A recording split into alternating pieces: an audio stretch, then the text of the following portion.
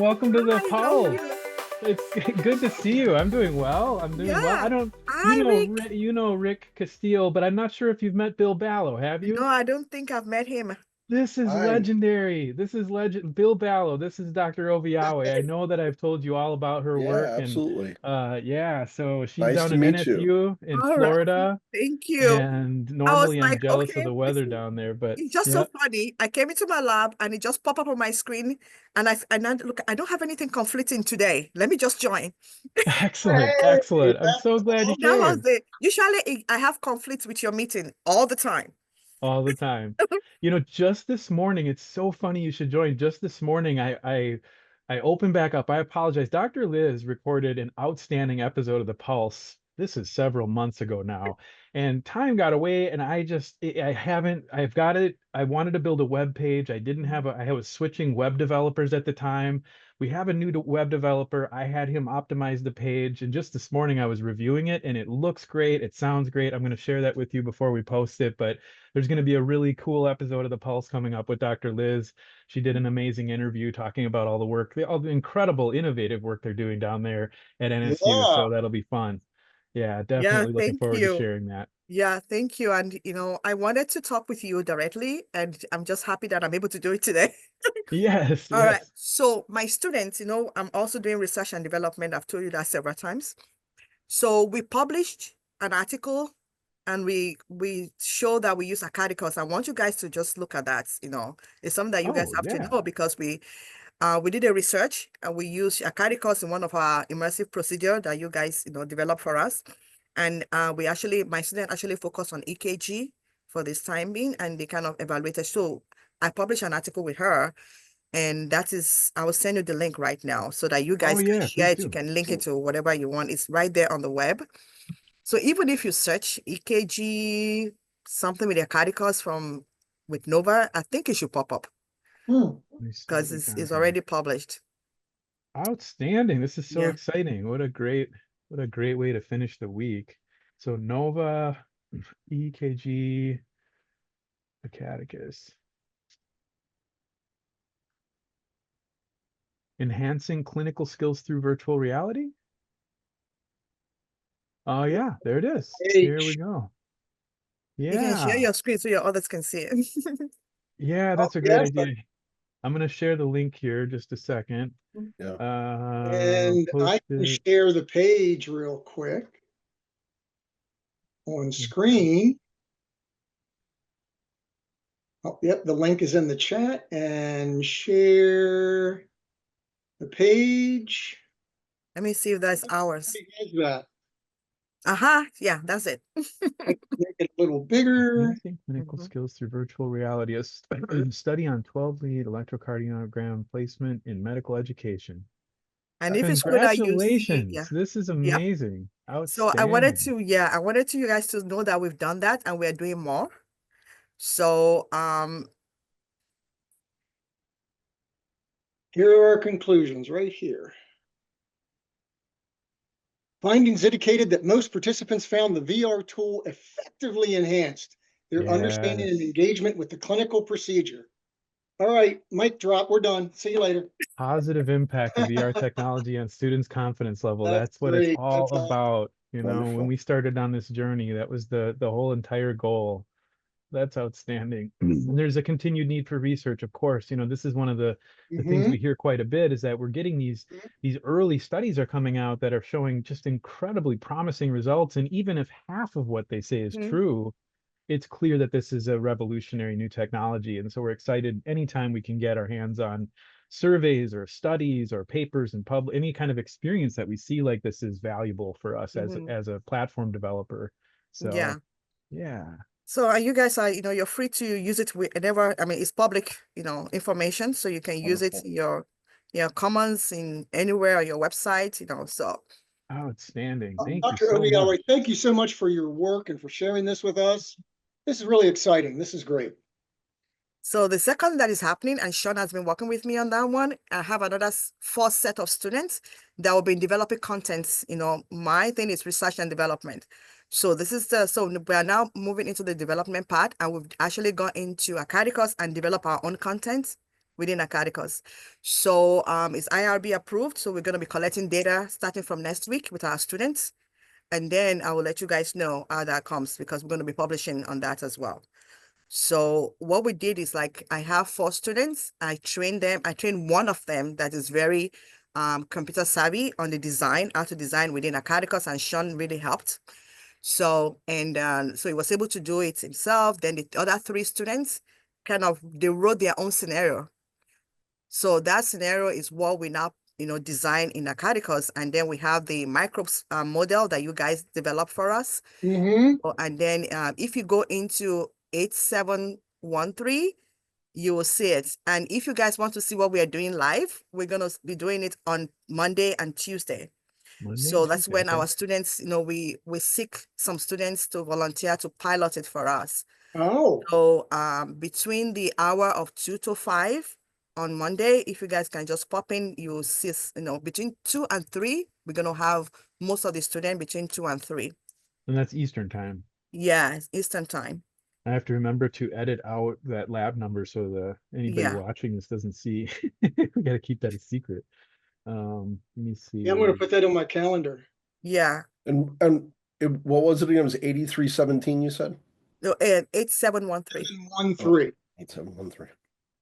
And it's the 28th between, did you say 3 and 5? Yeah, the first group, is between 2. Most of the students are coming between 2 and 3. So it's going to be, it's a 1 hour event.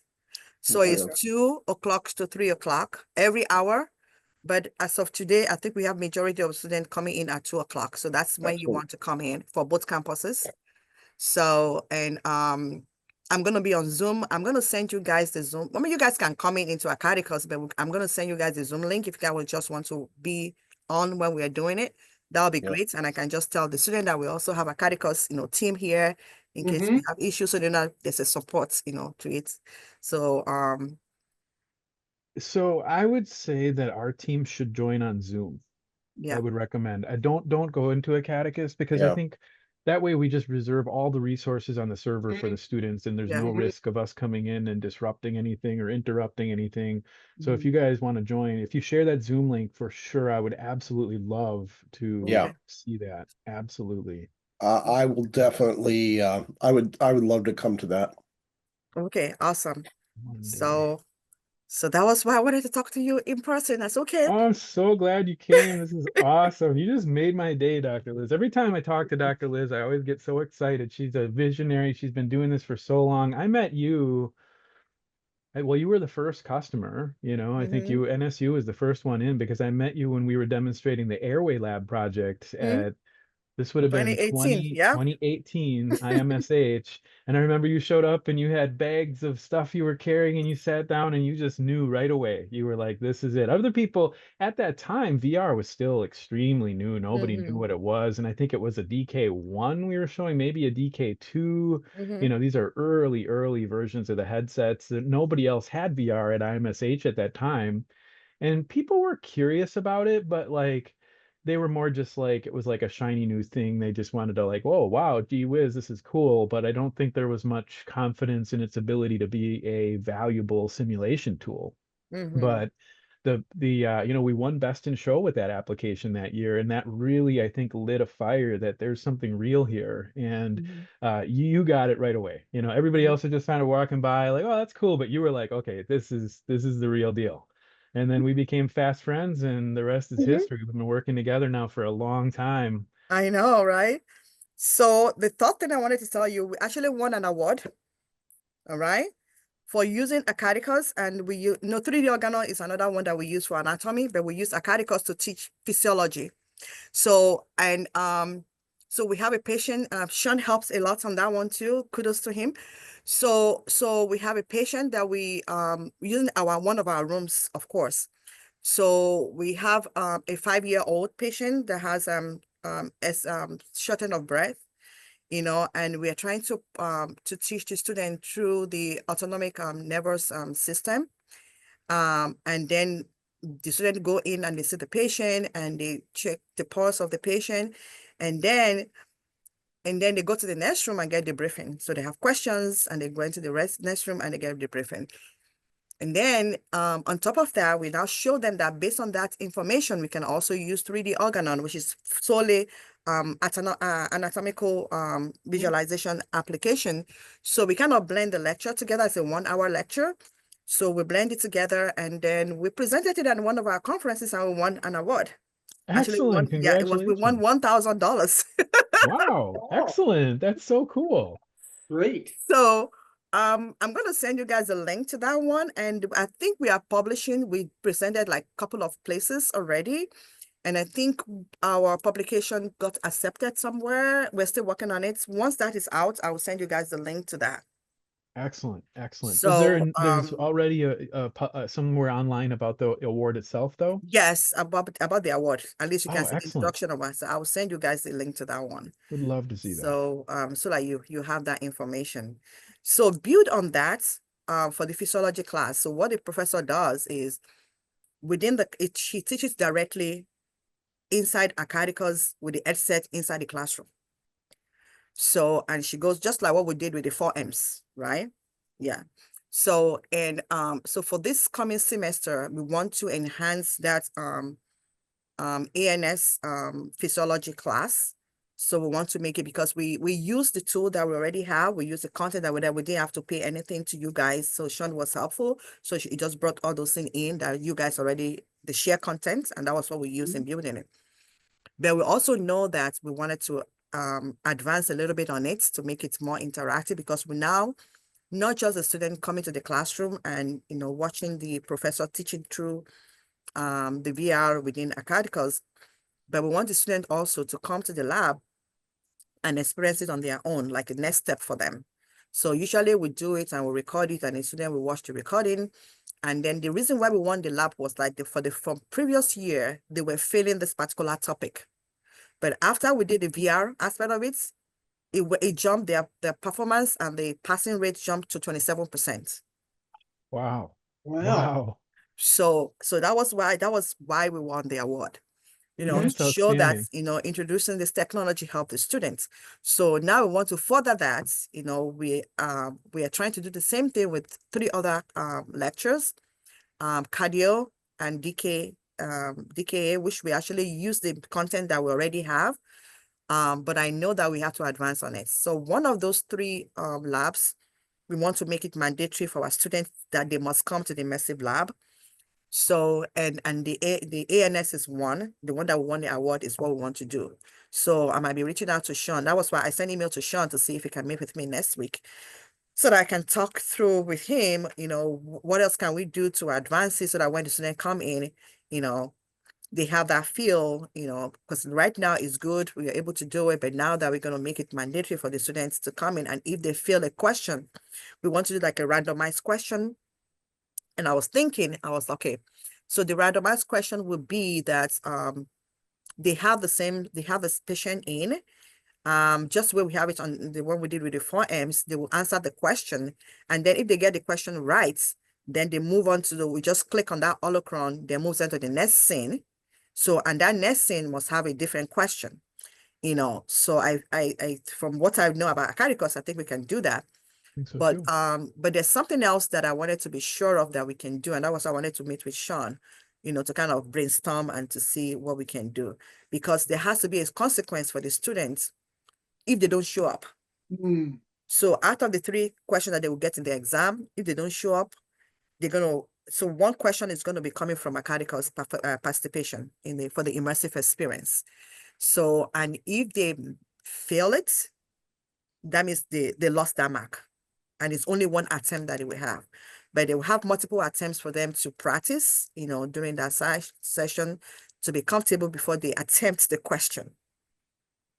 So, so there's a little bit of intricacies that I just wanted to run by Sean before we, because we have to submit our proposal to the curriculum committee. They have to approve it. So we've been working on this since last year. They've been like, you know, because since it's tied to the students' grades, they have to be sure that, you know, they are not being penalized just for nothing, you know. So that's the next step we are taking, you know, this interaction. Yeah. That sounds amazing. Yeah. And, you know, and I really appreciate that that idea of using virtual simulation. So, right now, a lot of people continue to think of it as simulation where you all have to come to the lab and you all have to do a simulation. And that's, of course, the lion's share of what happens in Acadicus. Mm-hmm. But using it in the classroom as a lecture tool, as you Mm-hmm. described, that's something Bill Ballow he's from Madison College and he runs the XR Center there. He's been preaching that for so long now, talking about the idea that you can get it outside of that lab and you can use Mm-hmm. it in the classroom as an interactive tool. Yeah. It's like a PowerPoint killer, right? Like Mm-hmm. it's so much Mm-hmm. better than watching a PowerPoint when you would watch your instructor actually interacting with things and holding things up to the screen. And here you can do that. And it's so much more, interesting. Mm-hmm. So I think that's kind of an interesting new step for virtual simulation is getting it out of the lab and into the classroom. Mm-hmm. Yeah, Yeah. that's the way I started with it. I looked at it sort of as a lecture tool Mm-hmm. initially. I mean, the simulation portion of it was great because then eventually we started using it more and more for simulation. But now I get a lot of instructors who are kind of stuck in the idea of like, well, I'm not doing clinical this semester, so Mm-hmm. there's no reason for me to use it. And I go, well, what are you teaching this semester? And they're like, well, I'm teaching cardiology. And I'm like, well, wait a minute, hold on. Like, no, wait, we can do more. So that's kind of where I'm at too, is like Mm-hmm. trying to encourage my faculty to use it more and more as a lecture tool Yep. and not just look at it as a clinical tool. Yeah. Correct. Yeah. So, and that is what we start to do. So physiology, we're doing it in our OPP, which is we are osteopathic medical school. So we have the osteopathic principles. So, and it do teach like the rib. So we use 3D organon in that one. But we have, that is a third scenario that's for our USDA grant. So, but because of everything is going with the federal grants and everything, we're having some pushbacks. So I was telling Sean, I said, Sean, we might have to do the same thing that we're doing with the microbes for this one for us to be able to do it. But the thing is that this one is everything that has to do with osteopathic competencies. So this is going to be new. There's nothing like this out there, So, and that's why we wanted to see to what extent we can take this, Mhm. and we've written the scenario. Sean kind of look at it and, and our faculty, we are working on the question and answer now. So, and that's still bringing me back to the AI part of it. So the limitation that we're going to have is the AI part of it, but I'm already thinking of a way out. So, I'm already thinking of a way out. So I can't tell you the detail right now, but I'm already thinking of a way out so that, even as we're using Acadicus, there's a way we can actually eventually, be able to automate, the patients and the preceptors and the students, interacting with each other. So we have a different project that we're working on that, creating an API. So we're trying to do it in such a way. I know I've spoken to John about this, and it's so interesting. Since 2019, John and I we did like NDA so that we can do the artificial intelligence. I told you, I said from that day, I told him, I said, we need AI in Acadicus. This is before AI was you. This is way Yes. before ChatGPT. This is Dr. Liz. This is what she does. She's always way ahead of the Ahead. curve. Yep.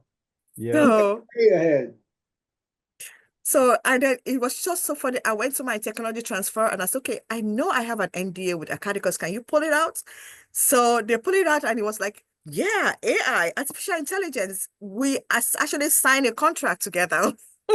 So, but it never happened.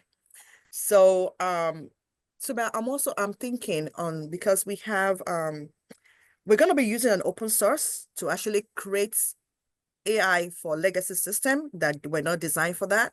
It's going to be a lot of work for us, but that's something that we want to be able to do. And our motivation is Acadicus because we invested so much in Acadicus, and I just don't want to leave it and just start with other system, So because I know John and I have spoken several times and I know the limitation that is there right now, but I think there's a solution, as this thing gets involved, and we have a lot of a better LLM out there that can actually deal with legacy system and see the best way to go.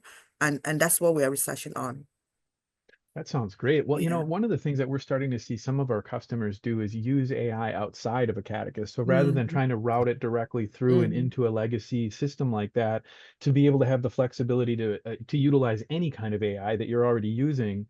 Because if you're just having, it's about dialogue with a patient, Mm-hmm. you could even have like the voice on a chat GPT on your phone and have it be in the room while someone's in a headset. They can't tell whether it's coming from Acadicus or from a phone, depending on how you handle the audio. So you can have that interactive dialogue, and it doesn't have to necessarily be built into it. So I think we're just seeing the early days of that starting to happen.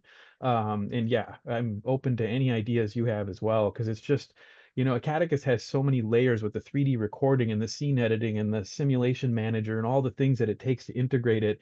And we're also a little bit concerned about the safety protocols around AI. So we're being very cautiously optimistic that this is a technology that's here to stay, but we want to do it right and we want to do it safely. And I just still don't think that we're at a point where we understand those safety implications yet. So we're still doing a lot of internal research in terms of how to do this right. Mm-hmm. But you're on the cutting edge and you're always going to be the first one doing these things, one of the first ones doing it. So this is great. Yeah. I wanted to circle back a little bit. You mentioned the USDA project, and I've been looking forward to having a future episode of The Pulse where you and Dr. Florent Carr can come in and hopefully talk about and share some of your experiences building that.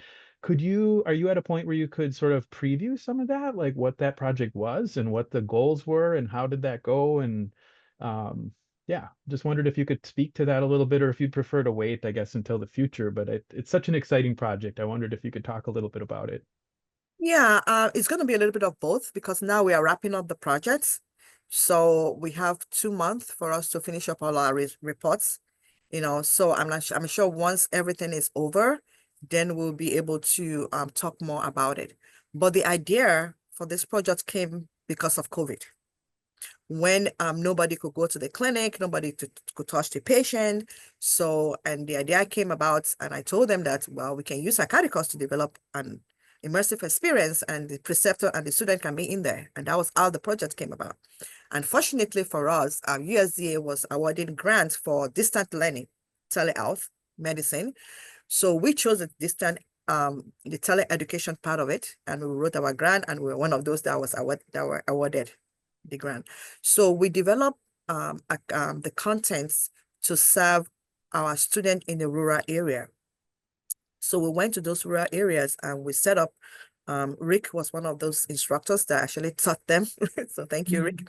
So we set up the lab for them, and our students, during their time, well, now that COVID is over, so what we are using it for now is that during their time, they have a 1 hour time that's called training time. So that's when they go into the headsets, and then the preceptor will be in their own room, or they can be in the same lab with them, and then they'll do the training right there. They'll see a patient. Right now we have 2 cases, and we're trying to do the third one, and now I don't think they're going to fund it with all these things going on with the federal government, but at least we have 2 cases now that we can use for that. And the plan for us to, last time we actually used it for all of our 400 students because they came, we call M3 come home day and M4 come home day. That means once a month they come to campus. So, and we actually did that. So it was really, we got a very good feedback, so we had the preceptors and we have the student in small groups, so they simulate, that, they are in the virtual environment and they're in the rural area. So that was a simulation in the room. And then they went in, it was 4 students to a preceptor, and they actually did their experience and they talk about the patient. And then we use the SIM manager to kind of, at the end, to kind of respond to their question as the preceptor kind of click on the buttons, So that's all we can do for now when it comes to voice. So, and actually we got good review from the students, on that, bringing them back home and everything. So we have it in 2 places, campus based, where they come home, from all over the place where they are rotating, and also in the rural area. The rural areas, when, we have few students, now we have, so they can have additional training even as they're seeing patient. So Excellent. Yeah. That's the dream. I think bringing those virtual simulations to students that can't otherwise have those experiences on a larger campus. That's a great use of virtual technology. I think there's Mhm. a lot of areas where we can bring that and make Yeah. a real measurable difference. But Mhm. yeah, so we built that clinic environment. So Mhm. yeah, there's multiple exam rooms and there's a Mhm. lobby and the space. It's a very beautiful environment. So tremendous resource, great project, a couple of Gen 2 patients to support that. Yes. Yeah, and we're looking forward to seeing the results of those surveys Yeah. and yeah, anything you're doing to publish with that is fantastic. So Mhm. cool. And like I said, in the future, Dr. Florent Carr and yourself, we would love to have you in an episode and just show that project off, because it's such an exciting innovation that we'd love to put a spotlight on it. Yeah, certainly we'll do that. Excellent. Mhm. So I have to run now. But I'm preparing for a conference tomorrow. Okay. And we're gonna be showing up Acadicus. We're gonna be showing up the USDA grants projects tomorrow. Oh, Oh, excellent. So awesome. yeah. Excellent. So that's what we're gonna be doing tomorrow. Um, and I have to prepare for that. And I know there was one last thing I wanted to double check with you. But I have to come back to that. So let me I'm gonna send you a text when I'm ready to talk about that. So because that has to do with all of our rooms together with the labs. So now that we have all these labs, so we have to be efficient because like the pricing is getting high because Sean sent me a price. I was like, I don't have that in my budget. So but that is money thing. So John, you and I we have to just talk about that because we need to be able to because the grants for the 4M is over, so everything falls under my department right now. So so we have the 4Ms, we have the medical procedures, we have the USDA grant, so we have three things going on. So how we can consolidate, and maximize the resources that we have, that it would not be too much for us to do. Yeah. That sounds great. I'm confident we can find a path forward. Okay. Okay, sure. That's encouraging. All Well, thank you right. so much for All right. joining us, Dr. Liz. I really appreciate it. It Thanks was for great to stopping hear this by. update. You really made my day, probably my whole week. This is No. fantastic. So, yeah, thank It's you great very to much. see you and nice to meet you, Bill. Nice to meet you. All Okay. right. All Take All right. right. care. Dude, I'll probably Bye see now. you on Monday. Okay, great. Bye, guys. Bye Bye-bye. now. That was awesome. Whew, wow. Wow. We got some Fantastic. clips out of that one, John. Yeah, that's All like how right. that's how it's supposed to work, right? We have these episodes every week and just kind of looking for things to talk about, and then Dr. Liz just pops in and says, "Hey, I Yeah. published research, and we're doing a simulation on Monday, and I'm presenting a Acadicus at a conference, and yeah, that's great. She's been a fantastic innovator for a long time, so I'm glad she stopped in. It is Definitely. really uncanny timing. I mean, literally like an hour before this episode, I was just talking to Ronnie, our web developer. I'm like, Dr. Liz is going to start getting anxious. This episode was recorded in like October, I think, of last year. It's been a long time.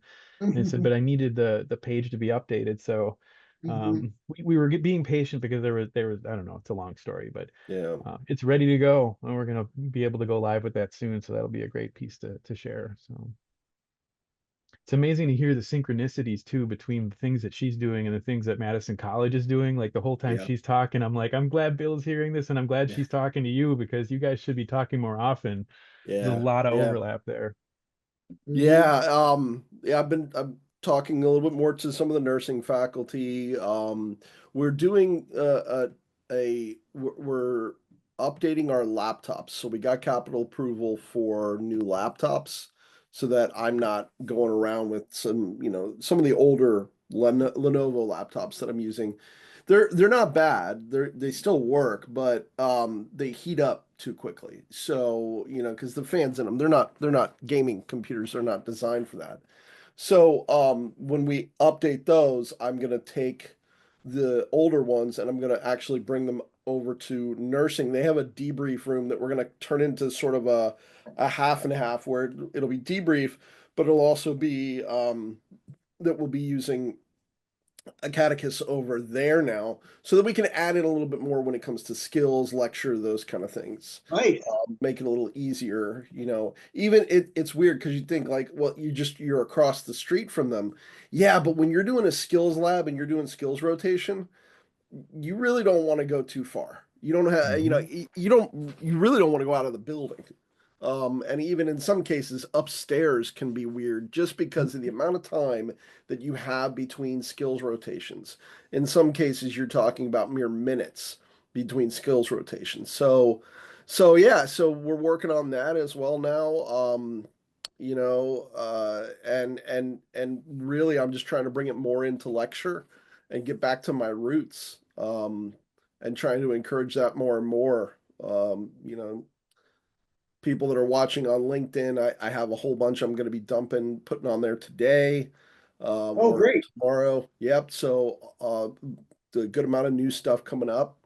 So new old stuff. It's the stuff that Mhm. I had done before, but just readied and prepped for LinkedIn, so to speak. So LinkedIn seems to be my go-to. I got to be honest. It's like seems to be the better place. That makes a lot of sense. Yep, Yeah. absolutely. And you mentioned, back to your roots, that was one thing that we just had a meeting with Jamie Howell from Western Technical College to prepare for this upcoming XR Summit, where Bill Ballo is going to be doing a keynote presentation on his use of Madison College's use of XR across multiple platforms, part of which will be Acadicus. So I'm excited to be joining that, but I wanted to just meet with Jamie and get a sense of, how we can help support the summit. And one of the things she said was just, this is about roots. This is just about, getting back to the basics, getting back to your roots. Like, we built the simulation platform around a very specific set of value propositions that are still as valid today as they were when we set out to build them.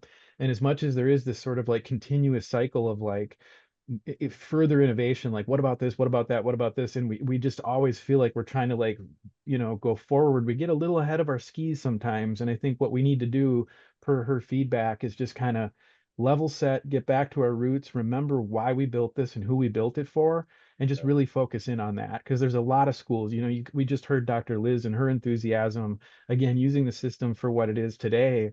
And I think if we lean into that, I think that's the kind of bedrock that we need to build forward, rather than kind of just continuously sort of like chasing. It's like, yeah, the technology is always improving, but at the same time, there's right now very significant value in what Acadicus does, and schools are starting to demonstrate and publish and talk about that at conferences. And if we can get back to those roots, I think that's going to make us stronger overall. So, Mhm. Yeah, I agree. I agree. and Um, speaking of Jamie, she just presented at a conference at Ohio State University about the use of Acadicus and some other work that they're doing at their center at Western Technical College as well. And she mentioned that Robert Theriault from Georgia Tech College, Yep. Georgian Tech College, in Canada, presented and was showing an image of Acadicus as well during his keynote presentation. So that was pretty exciting to see. He's been an innovator for a long time. He keeps one of the most comprehensive literature searches on XR in education. And so if you haven't seen that, we have a link on our website, but it's probably the most anybody that's going to do research Mhm. on VR, XR in immersive education, he's already done the work for you. That's a very comprehensive lit search. And so he keeps that going. And every time one of our customers publishes, now I'll have to let him know about Dr. Liz's paper, add it to the list. It's a very significant list, and he's been an innovator for a long time. So just an honor to be included in that for sure, and an honor that Jamie shared her work with Acadicus as well. Yeah, I'm actually looking at that list now, John, and Dr. Oviawe's paper is already posted there, as well as Dr. McAdams. Excellent, excellent. I told him about Dr. McAdams. Yeah, that's excellent. Well, that's super cool that she's already in there. So Yep. fantastic. In fact, Yeah, it's there's kind of, McAdams and Trin twice. yeah, they did the one on the Vietnam integration and the one on the local Yes. neonatal resuscitation. Yep. And there's a third one coming. Actually, there's a fourth one coming that I'm not allowed to say anything about. I don't even know if I should be saying that there's a fourth one, but they're working on another research paper with Acadicus. So there's really cool stuff. And Excellent. we're actually just started off a new project with them as well that we're going to be doing. It's really cool. I wish I could talk about it. I'm not going to steal Dr. McAdams' thunder on that one.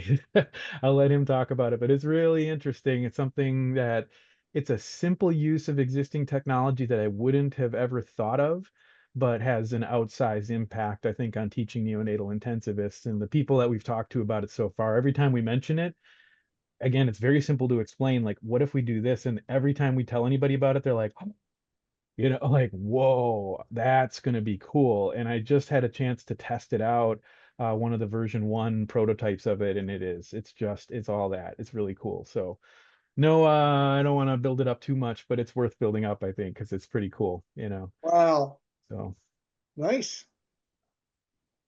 anytime I get to go into the hospital and actually be with practicing, physicians and nurses and healthcare professionals, that's what, we were on site for that project. And sometimes it gets a little abstract, right? When you're just working on headsets and you're working on code and you're working on, Mhm. sales and marketing and demos, it gets a little abstract. And I like to get into any chance I can get to get into a classroom and actually see students using it. Anytime I can get into a medical situation where I can actually watch healthcare professionals putting on headsets and learning how to do things, we're seeing measurable impact. So it's like you're watching in real time the process of people learning how to do skills that will reduce errors. And to me, that keeps me up at night. Like that motivates me, that gets me really excited about it. And being able to go and work in a NICU, and actually see, the real world, implications for what the work that we're doing. It's very emotionally motivating, I would say. So great to work with those guys. More to come. Another episode of The Pulse in the works. Awesome.